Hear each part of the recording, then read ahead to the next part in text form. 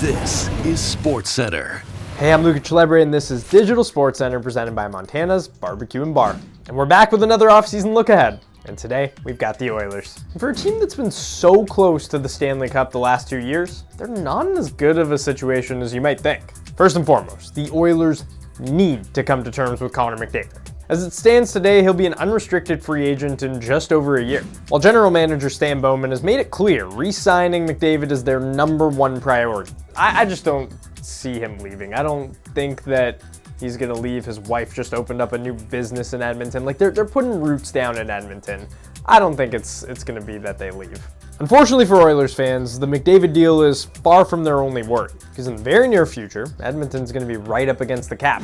Assuming the Oilers sign Trent Frederic to the deal that they've been rumored to, it'll leave them with just less than $8 million to play with. While that would normally give the team some flexibility, it doesn't when you've got a star young defenseman Evan Bouchard to re-sign. And based on recent reports, it sounds like Bouchard's deal will far exceed that $8 million. And it could even surpass $10 million according to our guy Marty Biron. So if the Oilers want to keep Bouchard in town, they'll need to create more space. Which brings up their second issue, the lack of assets. Normally when a team is looking to clear cap space, they package a big contract with a pick or two to get the job done. But when you look at the draft capital the Oilers already don't have in the next few years, then that's going to be a lot harder to pull off. And with all that said, Edmonton still likely wants to address goaltending. But with their cap constraints and their lack of assets, who can they seriously target? Some popular names have been Thatcher Demko and John Gibson, but with both guys making more than $5 million a year, the Oilers would need a good chunk of those contracts retained. And do they even have the assets to make one of those deals happen? They need another goalie. Like, they can't just waltz into the playoffs again with Stuart Skinner or Calvin Pickard. Like, that is just not good enough. We have seen it in 2 Stanley Cups now that it's just not good enough. So whatever it is, you need to find a way to make a change in that room. You have to. To the association, and now that the KD domino is dropped, the rest of the league is open for business with more trades. And we got a big one last night, as Jrue Holiday is heading to the Blazers, with Anthony Simons in 2 seconds heading back to Boston. Now if you're thinking, is this the second Celtics-Blazers trade involving Jrue Holiday that we've seen in the last few years? You would be correct. But this time for Boston, it's all about saving money and getting under the second apron. According to ESPN's Bobby Marks, this will save the Celtics about $40 million in tax. However, they're still $18 million over the second apron, which means they'll have more moves to come. The second apron is essentially a hard salary cap, which limits your flexibility in terms of trades and signings. So, who's next to be moved for Boston? Well, a lot of people are saying Kristaps Porzingis. Could we see Derek White or even Jaylen Brown on the move? Here's Brian Windhorst. Porzingis, I definitely think that they are in discussions with. And again, you can't just trade him off. It would be trading him for a player probably who makes less money. That's what this was. Anthony Simons kind of fits what Boston does. He's a 3-point specialist. They would need someone to sort of be a big man, starting level big man for Porzingis if they made this deal, or at least at the end of it.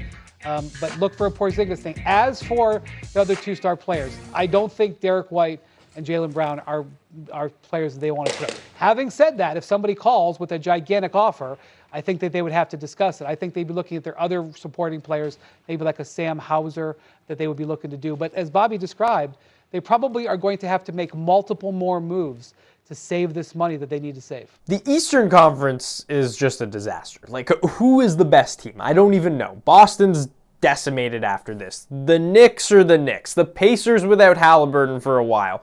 I don't even know who's next. The Bucks with Giannis, but like Lillard's out. It's wide open. Now joined by our guy Matthew Shinetti to talk Gold Cup. Great to see you, Shooter. Look at what's going on, man. Okay, Matthew, it was a big come down after that 6-0 tourney opener, as Canada gave up a late equalizer to Curacao, and were maybe even lucky to escape with just a draw. Does this squad feel the urgency to bounce back tonight against El Salvador? Yeah, urgency is one way to put it. I have been around Marsh a lot, especially when he coaches on the sidelines, and now that he's back, and especially when you consider that Curacao result, he is going to be on his guys from minute 1. And it would take a catastrophe for Canada not to qualify. El Salvador has to score like 4, 5, 6 goals in order for Canada not to make it into the knockout round. But look for Marsh to make a statement. We don't know the starting lineup yet. That won't be until an hour before kickoff. But I think it's pretty certain that he's going to be playing a very, very strong starting 11. We saw 5 different players in the starting 11 from games 1 to 2. Do we see Canada going back to the lineup they used against Honduras? Yeah, in terms of the particulars of the lineup, I don't know if it's going to be as strong as the one against Honduras. it might be a tad stronger because Derek Cornelius could be coming back. He was dealing with a glute injury. Alistair Johnson just came back from his honeymoon. Jesse Marsh is going to want to get him major minutes. And in central midfield, possibly look for Mathieu Choinière. Marsh loves this guy for his defensive positioning, his passing, and especially his set-piece delivery. And we talk about that Honduras game, but maybe let's focus on the Ukraine game and Jacob Schaffelberg on the left wing and Tajon Buchanan on the right wing. That was devastating offensively.